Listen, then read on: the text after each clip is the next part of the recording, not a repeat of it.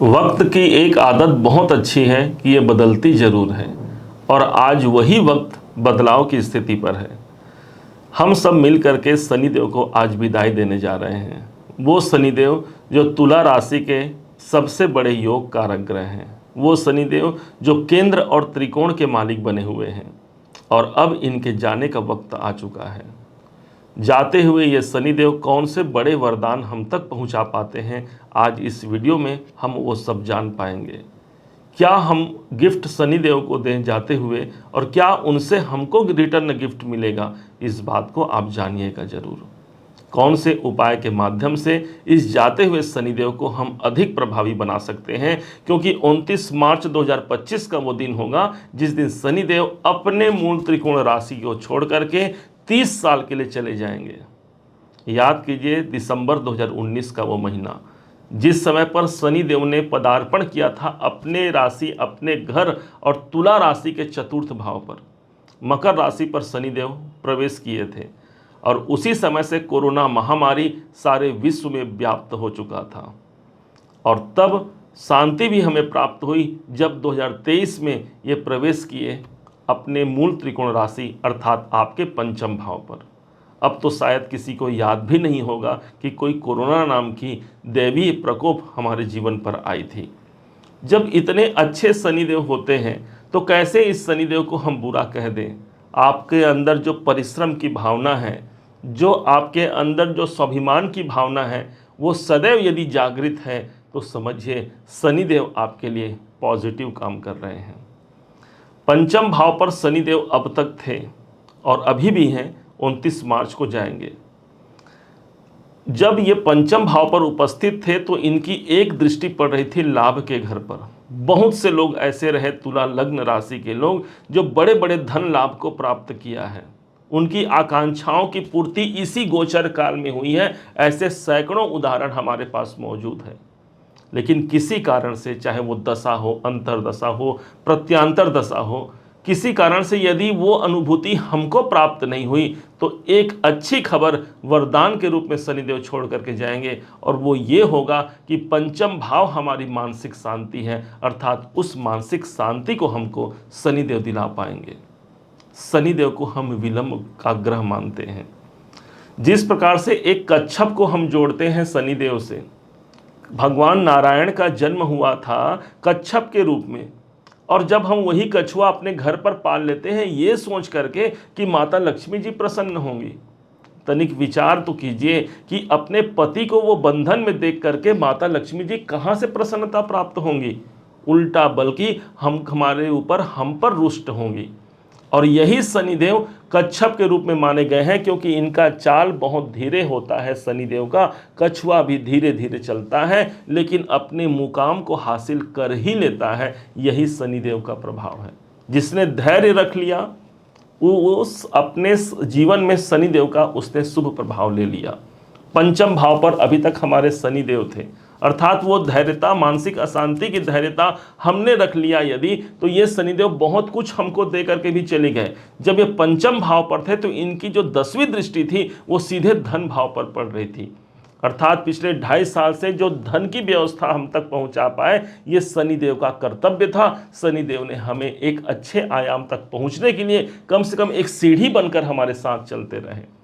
कुटुंब में, परिवार में यदि हमने अशांतियों को देखा है, परिवार में यदि हमने एक ऐसे अनुभूति को देखा है जिसके कारण से हम परेशान हैं, तो अब समझिए जाते हुए शनि का वरदान है कि अब वो पारिवारिक जिम्मेदारियों को आपसे मुक्त कराते हुए एक बड़े धन लाभ का अवसर दे देंगे। क्योंकि शनि पंचम को जब छोड़ेंगे छठे में जाएंगे, अर्थात उनकी दृष्टि भी जो सेकंड हाउस पर पड़ रही थी वो भी तो अब नहीं रहेगी।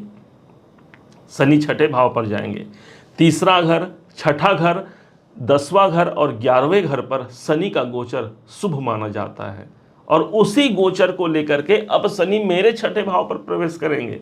समझिए जरा, छठा भाव प्राप्तियों का होता है, अर्थात प्राप्तियां कई गुना बढ़ सकती हैं हमारे कर्मों के माध्यम से। शनि एक एनर्जी है, जिस राशि पर प्रवेश कर रहे हैं वो गुरु की राशि है, उनके मित्र की राशि नहीं है। लेकिन शनि की एनर्जी जब छठे भाव पर पहुंच रही है, अर्थात प्राप्तियां यहां पर बढ़ेंगी जरूर। शनिदेव छठे भाव पर जब रहेंगे, किसी कारण से कोई कर्जा चल रहा है, लोन चल रहा है, उससे मुक्ति के लिए एक अच्छा अवसर है, आप उस पर काम कर पाते हैं। सबसे बड़ा वरदान तो यही शनिदेव का है कि पंचम भाव को छोड़ करके छठे भाव पर आ रहे हैं, अर्थात जो अब तक मेरे लाभ प्राप्ति के लिए मुझे रुकावट प्राप्त हो रही थी, मैंने अपना सहर्ष काम किया है, सब कुछ कर लिया, फिर भी मुझे मेरी इच्छाओं की पूर्ति नहीं हो रही थी। अब जब ये पंचम भाव को छोड़ेंगे, एक सबसे बड़े वरदान के रूप में कामनाओं की पूर्ति यहां निकल करके आती है।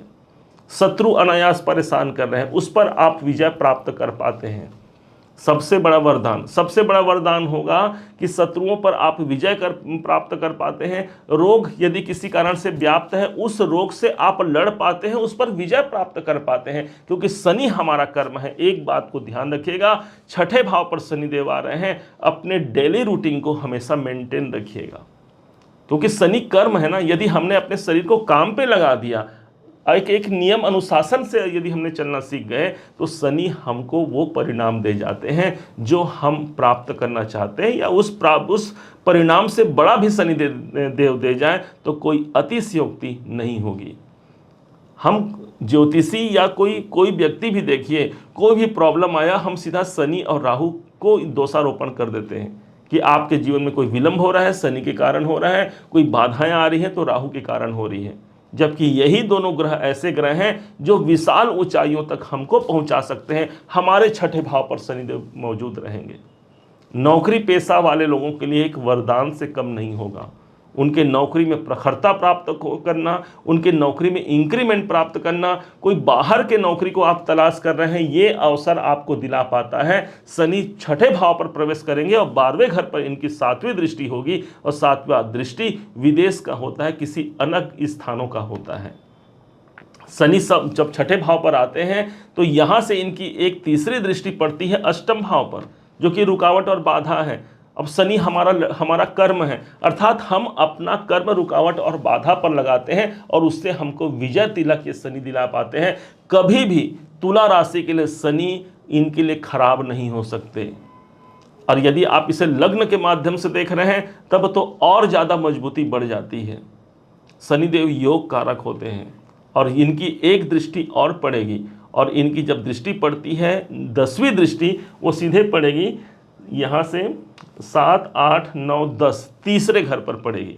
अब तीसरा घर आपके साहस का है, आपके बाहुबल का है, आपके साहस बढ़ेंगे, कॉन्फिडेंस आपका बढ़ता है, कोई कार्य को आप मजबूती से कर पाते हैं।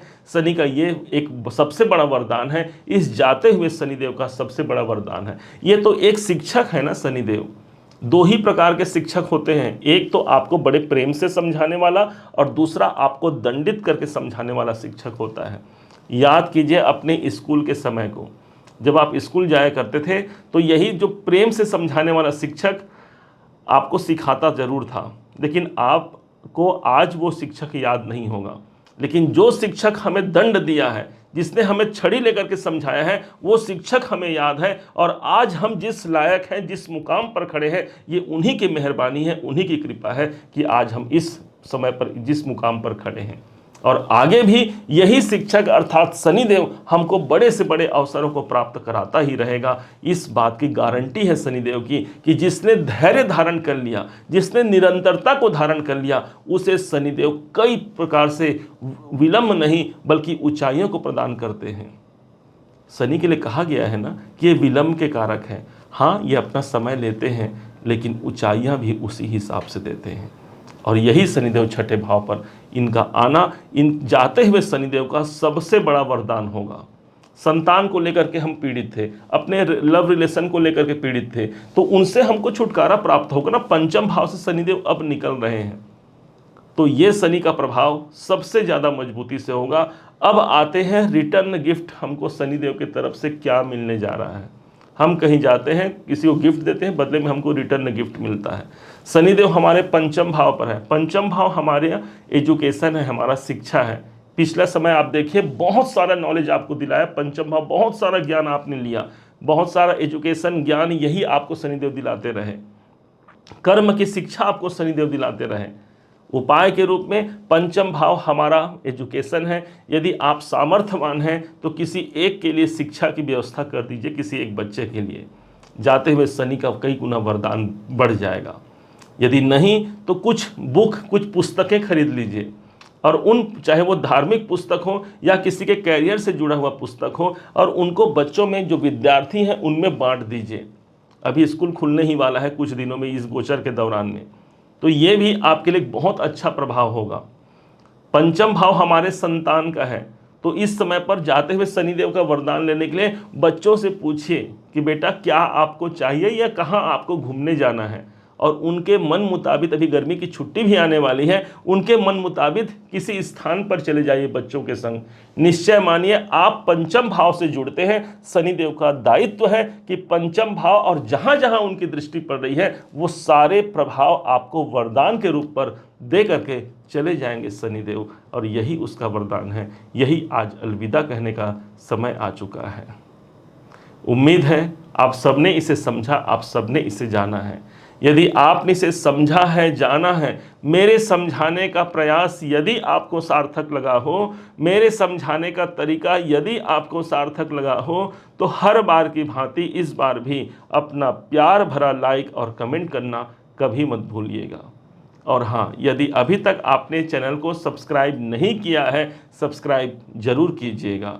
पुनः एक बार फिर आप सभी का दिवस बहुत मंगलमय हो, इन्हीं शुभकामनाओं के साथ। जय शनिदेव, जय श्री राम।